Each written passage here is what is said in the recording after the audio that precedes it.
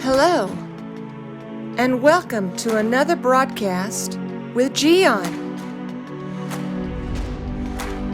Watching this program, you are going to be inspired, challenged, and enlightened. Now, let me introduce to you our host, Gian. Hello, my friend. Thank you so much for being here with us today on Saturday. Today, I'm going to share with you the lesson number 3 of parenting, and I'm glad that you were with me last Tuesday with lesson number 1, and then on Thursday in lesson number 2. So now I'm going to go with lesson number 3. Let's review first which were those lessons, okay? So the first one, we said the beginning of wisdom is the fear of the Lord. So we said we established the importance of respecting authority, right? You teach your child to respect authority. Then on Thursday we discussed love, the power of love. That's very necessary. And now we are going to discuss lesson number 3, which is do something. Very simple. Do something. You know that there is a saying there that says that the idle mind is what? In other words, every time you have nothing to do, you are just about to start doing something that is not always good. For some reason, we all are the same. The rich, the poor, the old, the young, with or without education, men, women, white, Asian, Hispanic, dark skin, African, European, Latin American. It doesn't matter. Whenever you have time available and you don't have anything to do, there are great possibilities that you will start thinking of doing something wrong, my friend. It's just a weird thing. Our mind kind of empty, just time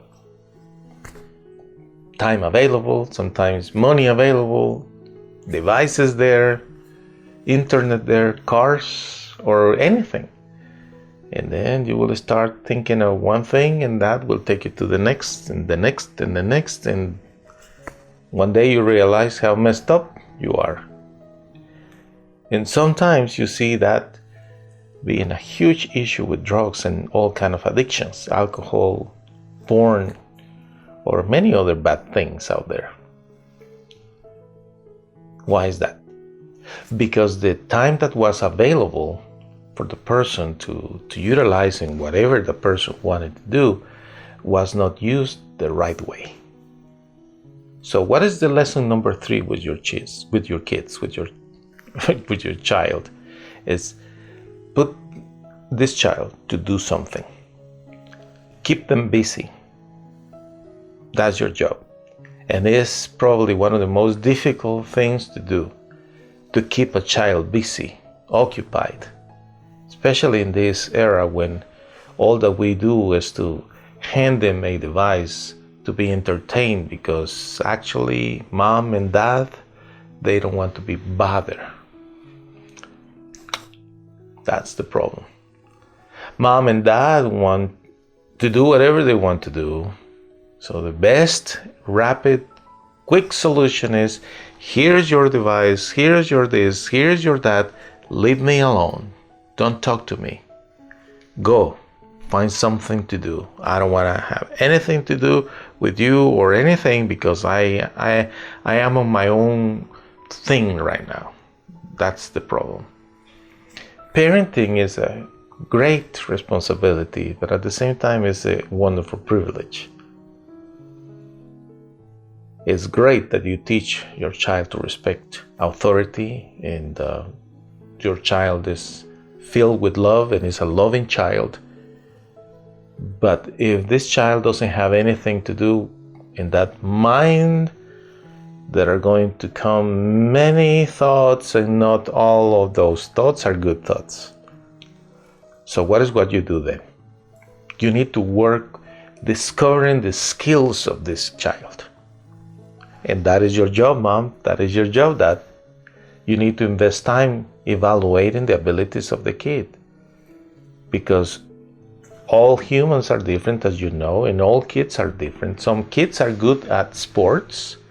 Other kids are good at science. Some kids are good with technology, and some kids are very good working with their own hands, mechanic work, yard work, carpentry, etc. That is your job.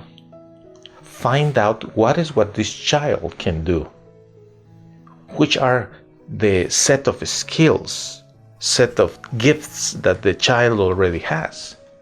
And then you will start discovering, out of all those things, which are the things that the child is really good at. And you will start looking for opportunities for this child to learn more about that, until finally the kid gets in his mind that there is something that he or she likes. And then is when he will start using, or the girl will start using his or her time, depending, doing that. Do something. It's about catching the vision. Precisely that is the cause of many problems. So many parents today, they don't even have a vision. They don't even understand what a vision is. Because somehow they think that their job is just to go to work, get the money, and raise the kids the best way possible, and that's it. That's all in life. And then the rest is whenever they are finished with their chores, work-wise, house-wise, and children-wise, they have their own time for themselves, and they start doing whatever they want, which not always is good. You see, that is a big difference with people that know what's the vision. Catching the vision for yourself will help you to understand that your child needs to catch a vision. And the thing is, that vision is something that you will not find in a congress, in a conference, not even in a book. The vision that the Lord God has for you is already inside of you. And it has to do with your skills and your abilities. Of course, in order to really understand more about the vision, it is impossible for me to explain that to you here. But I have videos related with that. If you are curious, you can research, whether it's in the Vimeo channel, Roku channel, podcast, Facebook page. Now we are developing also the Apple channel, etc.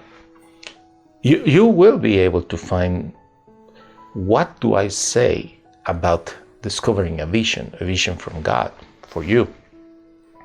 But to make it simple for you, mom and dad, you just let the kid discover that vision on his own by providing them the tools that this child needs. You will need to invest time with the child, discovering what the child likes and where are the things where this child is good at. And then eventually you will need to, this is scary, but you will need to let him loose. Why? Because somebody else will be the mentor for that child in that particular field. Whether it's sports or science or any kind of school. After all, it's what we all do, right? We eventually need to be exposed to the teachings of somebody, and like I always say, it's like eating chicken. You eat the meat, but you get rid of the bones. You will take from a mentor, from a teacher, the good things. And the things that are not good, you just get rid of it. But that's your job. I have many more things to share with you about parenting, but I think that for now, I want to conclude this series of parenting wishing you well, and feel free to reach out. Here on the screen you will find the email address info@thechurch.us or info@mygiancarlo.com. It will be my pleasure to hear from you. I wish you a wonderful rest of your Saturday, and by Giancarlo Vincitoro.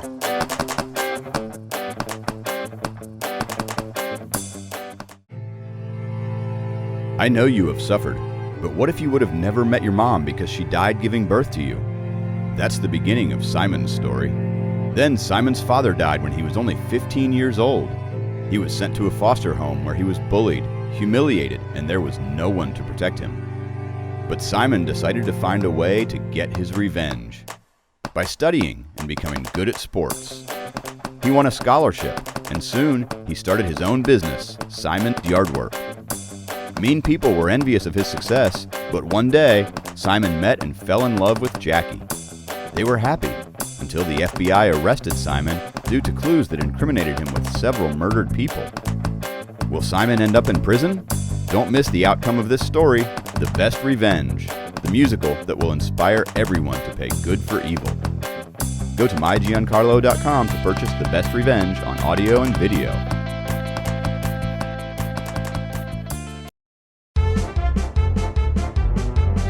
hey, hey, hey, hey. That's all, folks.